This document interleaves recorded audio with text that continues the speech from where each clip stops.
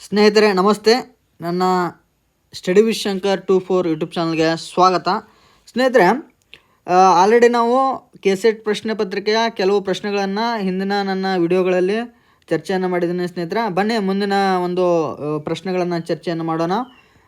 ಕೆಳಗಿನ ಯಾವ ಆಧಾರ ಮೂಲವು ಮೊಘಲರ ಅವಧಿಯಲ್ಲಿನ ಕೃಷಿ ಪರಿಸ್ಥಿತಿಗಳ ಬಗ್ಗೆ ವಿಶೇಷವಾಗಿ ಮಾಹಿತಿ ಪಡೆಯಲಿಕ್ಕೆ ಉಪಯುಕ್ತವಾಗಿದೆ? ಯಾವ ಕೃತಿ ಕೃಷಿ ಪರಿಸ್ಥಿತಿಗಳ ಬಗ್ಗೆ, ಅದು ಮೊಘಲರ ಅವಧಿಯಲ್ಲಿನ ಕೃಷಿ ಪರಿಸ್ಥಿತಿಗಳ ಬಗ್ಗೆ ವಿಶೇಷವಾಗಿ ಮಾಹಿತಿ ಪಡಲಿಕ್ಕೆ ಉಪಯುಕ್ತವಾಗಿದೆ ಅಂತ ಪ್ರಶ್ನೆಯನ್ನು ಕೇಳಿದ್ದಾರೆ ಸ್ನೇಹಿತರೆ.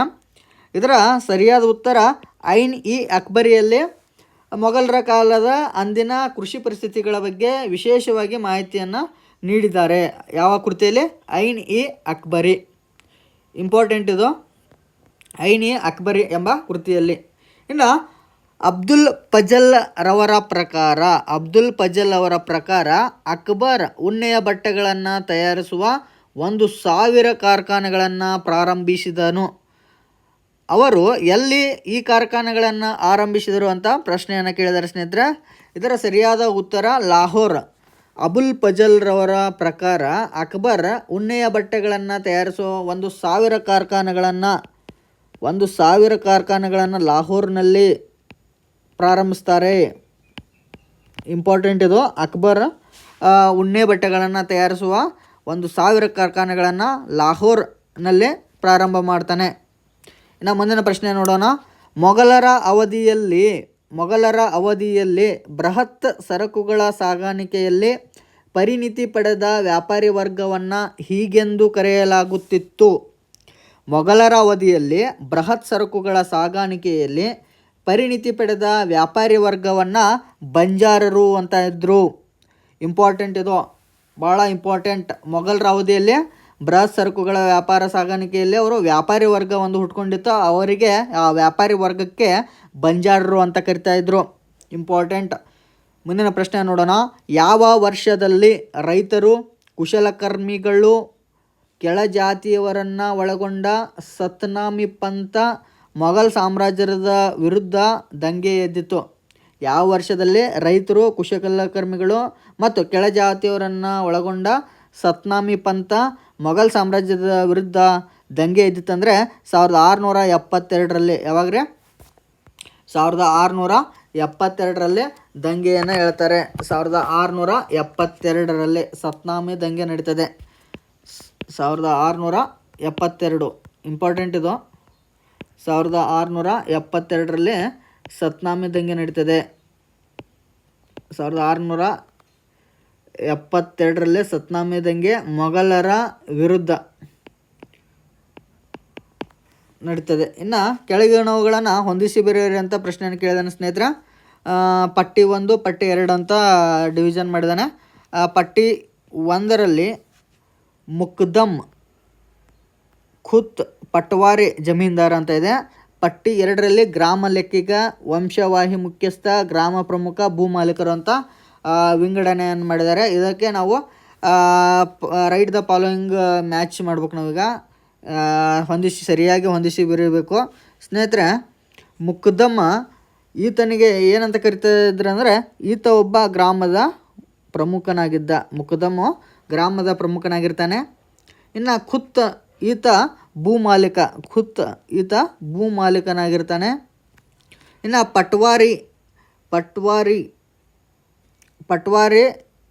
ಈತನಿಗೆ ಗ್ರಾಮ ಲೆಕ್ಕಿಗ ಅಂತ ಕರಿತಾಯಿದ್ರು. ಪಟ್ವಾರಿಗೆ ಗ್ರಾಮ ಲೆಕ್ಕಿಗ ಅಂತ ಕರಿತಾಯಿದ್ರು. ಇನ್ನು ಜಮೀನ್ದಾರಿಕೆ ಅನ್ನೋದು ಒಂದು ವಂಶವಾಹಿ ವ್ಯವಸ್ಥೆ. ಜಮೀನ್ದಾರಿ ಅನ್ನೋದೇ ಒಂದು ವಂಶವಾಹಿ ವ್ಯವಸ್ಥೆ. ಸೊ ಮುಕ್ದಮ್ಮನಿಗೆ ಏನಂತ ಕರಿತಾಯಿದ್ರು? ಮುಕ್ದಮ್. ಈತ ಗ್ರಾಮ ಪ್ರಮುಖ ಮುಕ್ದಮ್ ಗ್ರಾಮ ಪ್ರಮುಖ. ಇನ್ನು ಖುತ್ ಈತ ಭೂ ಮಾಲೀಕ. ಜಮೀನ್ದಾರರು ವಂಶವಾಹಿ ಮುಖ್ಯಸ್ಥರಾಗಿರ್ತಾರೆ, ಅವರು ಜಮೀನ್ದಾರಿಕೆ. ಇನ್ನು ಗ್ರಾಮ ಲೆಕ್ಕಿಗನಿಗೆ ಪಟ್ವಾರಿ ಅಂತ ಕರಿತಾಯಿದ್ರು.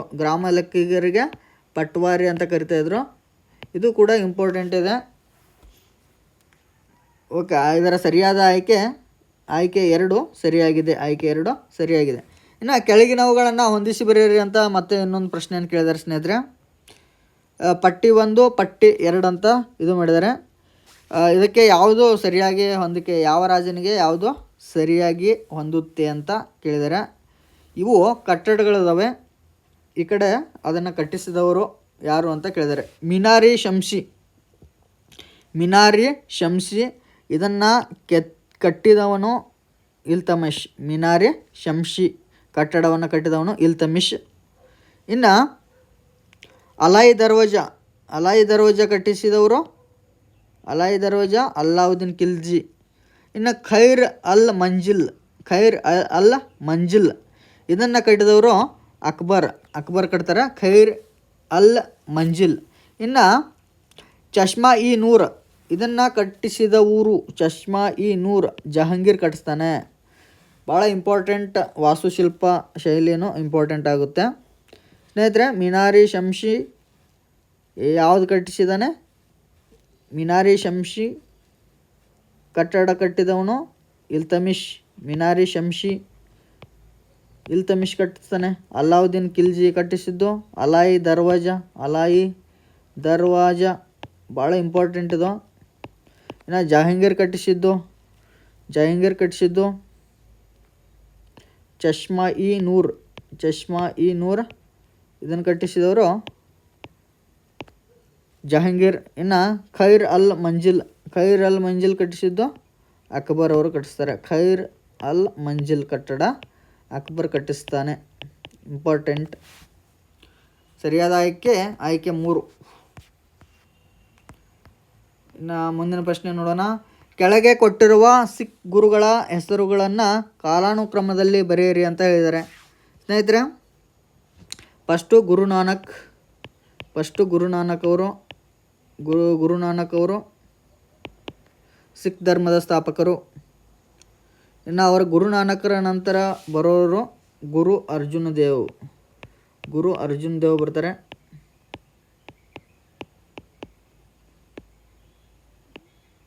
ಇನ್ನು ಅವರ ನಂತರ ಗುರು ಹರಗೋವಿಂದ್ ಬರ್ತಾರೆ.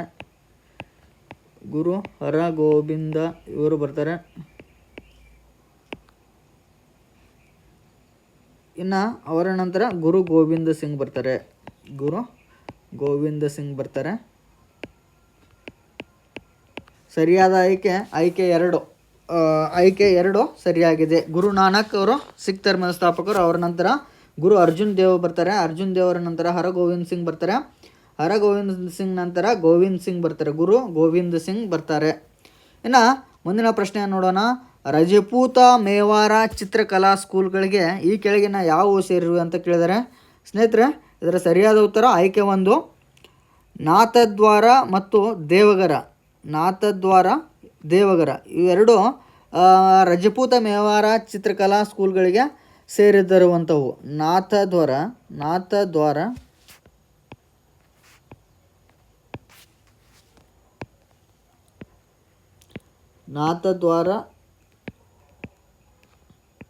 ಮತ್ತು ದೇವಗರ್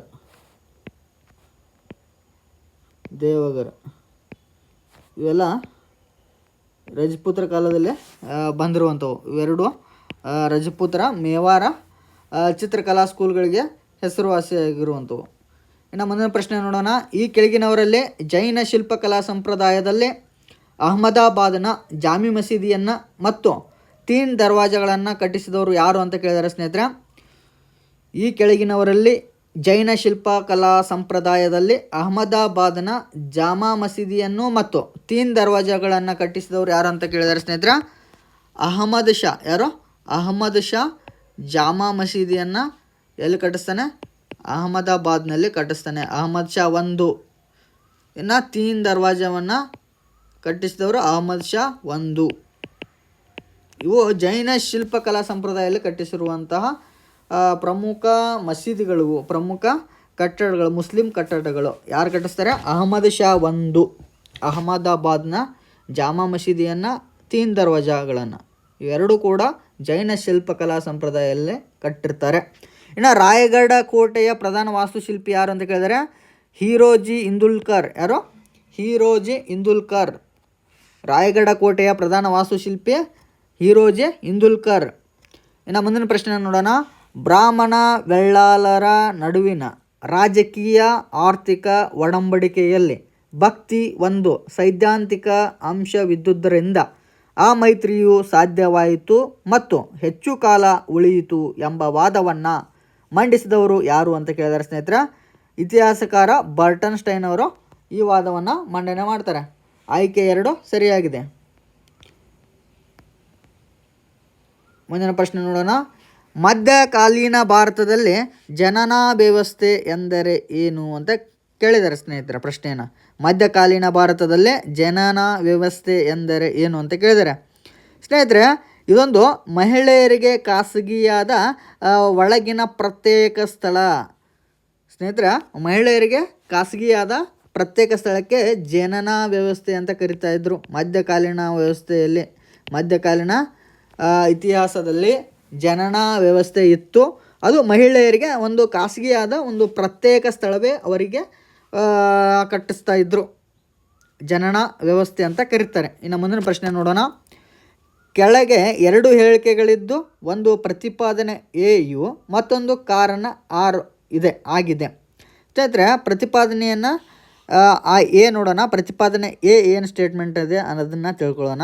ಅಕ್ಬರ್ ಸಿಖ್ ಗುರುಗಳಿಂದ ಆಳವಾಗಿ ಪ್ರಭಾವಿತನಾಗಿದ್ದು ಅವನು ಅವರನ್ನು ಅಮೃತಸರದಲ್ಲಿ ಭೇಟಿಯಾಗುತ್ತಿದ್ದನು ಎಂದು ಹೇಳಲಾಗುತ್ತದೆ. ಯಾವುದೋ ಪ್ರತಿಪಾದನೆ ಎ.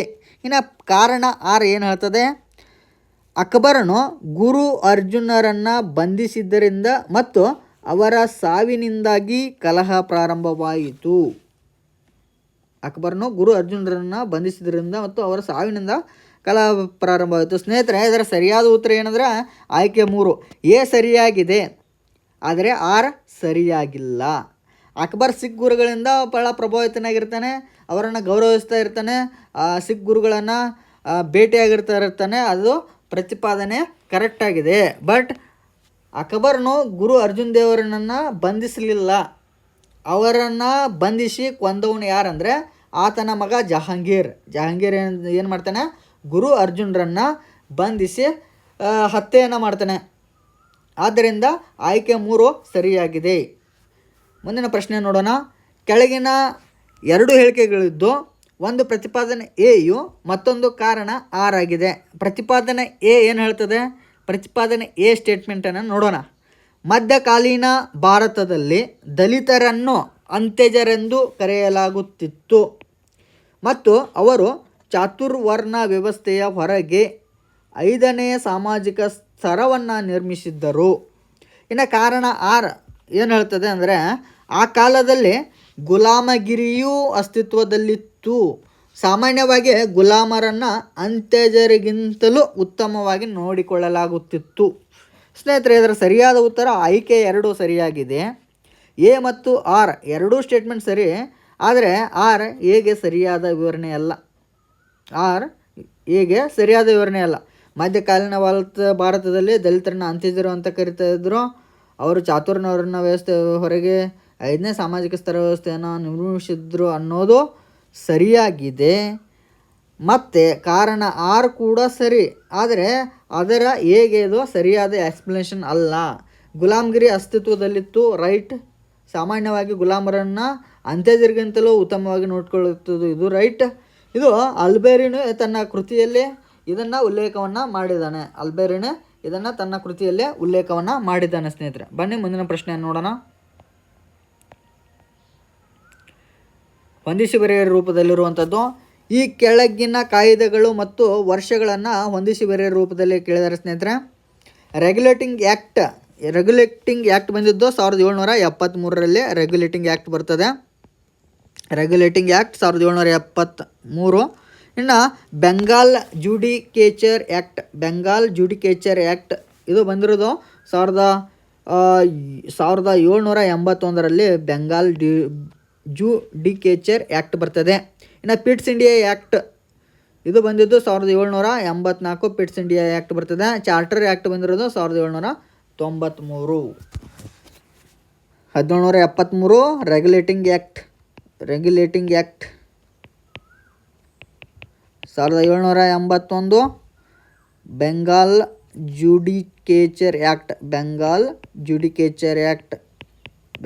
ಜುಡಿಕೇಚರ್ ಆ್ಯಕ್ಟ್. ಆ್ಯಕ್ಟ್. ಇನ್ನು 1784 ಪಿಟ್ ಇಂಡಿಯಾ ಕಾಯ್ದೆ ಬರ್ತದೆ. ಪಿಟ್ ಇಂಡಿಯಾ ಕಾಯ್ದೆ 1793ರಲ್ಲಿ ಚಾರ್ಟರ್ ಆ್ಯಕ್ಟ್ ಜಾರಿಗೆ ಬರ್ತದೆ. ಇಂಪಾರ್ಟೆಂಟ್ ಇದು. ಇನ್ನು ಮುಂದಿನ ಪ್ರಶ್ನೆ ನೋಡೋಣ. ಭಾರತದಲ್ಲಿ ಇದ್ದ ಕಮಿಯೌತಿ ಪದ್ಧತಿಯ ಅರ್ಥವೇನು ಅಂತ ಕೇಳಿದ್ದಾರೆ. ಭಾರತದಲ್ಲಿ ಇದ್ದ ಕಮಿಯೌತಿ ಪದ್ಧತಿಯ ಅರ್ಥ ಏನಂದ್ರೆ, ಕಮಿಯೌತಿ ಅಂದರೆ ಜೀತದಾಳು ವ್ಯವಸ್ಥೆ. ಕಮಿಯೌತಿ ಅಂದರೆ ಜೀತದಾಳು ವ್ಯವಸ್ಥೆ. ಈ ವ್ಯವಸ್ಥೆಗೆ ಕಮಿಯೌತಿ ಅಂತ ಕರಿತಾಯಿದ್ರು. ಜೀತದಾಳುಗಳಿಗೆ ಕಮಿಯೌತಿ ಅಂತ ಕರಿತಾಯಿದ್ರು. ಭಾಳ ಇಂಪಾರ್ಟೆಂಟ್ ಇದು. ಈ ಕೆಳಗಿನ ಯಾವ ಕದನದ ನಂತರ ಮರಾಠ ಸಾಮ್ರಾಜ್ಯದ ಪತನವಾಯಿತು? ಸ್ನೇಹಿತರೆ, ಭೀಮಾ ಕೋರೆಗಾಂವ್ ಯುದ್ಧದ ನಂತರ ಮರಾಠ ಸಾಮ್ರಾಜ್ಯದ ಅವನತಿ ಆಗ್ತದೆ. ಮರಾಠ ಸಾಮ್ರಾಜ್ಯ ಪತನವಾಗ್ತದೆ. ಇಂಪಾರ್ಟೆಂಟ್. ಯಾವ ಕದನದ ನಂತರ? ಭೀಮಾ ಕೋರೆಗಾಂವ್ ಯುದ್ಧದ ನಂತರ ಮರಾಠ ಸಾಮ್ರಾಜ್ಯದ ಅವನತಿ ಆಗ್ತದೆ. ಇನ್ನು ಮುಂದಿನ ಪ್ರಶ್ನೆ ನೋಡೋಣ. ಮುಂದಿನ ಪ್ರಶ್ನೆ, India a nation in the making ಕೃತಿಯನ್ನು ರಚಿಸಿದವರು ಯಾರಂದ್ರೆ S N. Banerjee. India a nation in the making ಕೃತಿಯನ್ನು ರಚಿಸಿದವರು ಎಸ್.ಎನ್. ಬ್ಯಾನರ್ಜಿ. ಇನ್ನು ಮುಂದಿನ ಪ್ರಶ್ನೆ ನೋಡೋಣ. ಈ ಕೆಳಗಿನ ಯಾವ ಯೋಜನೆಗಳು ಕಾಯ್ದೆಗಳನ್ನು ಲಾರ್ಡ್ ಕರ್ಜನ್ ಜಾರಿಗೆ ತರಲಿಲ್ಲ? ಲಾರ್ಡ್ ಕರ್ಜನ್ ಜಾರಿಗೆ ತಂದಿರುವಂತಹ ಕಾಯ್ದೆಗಳು ಯಾವುವು ಅಂತ ಕೇಳಿದಾರೆ ಸ್ನೇಹಿತರೆ. ಇದರಲ್ಲಿ ಯಾವ ಕಾಯ್ದೆಯನ್ನು ಜಾರಿಗೆ ತರಲಿಲ್ಲ ಅಂತ ಕೇಳಿದೆ ನಾವು.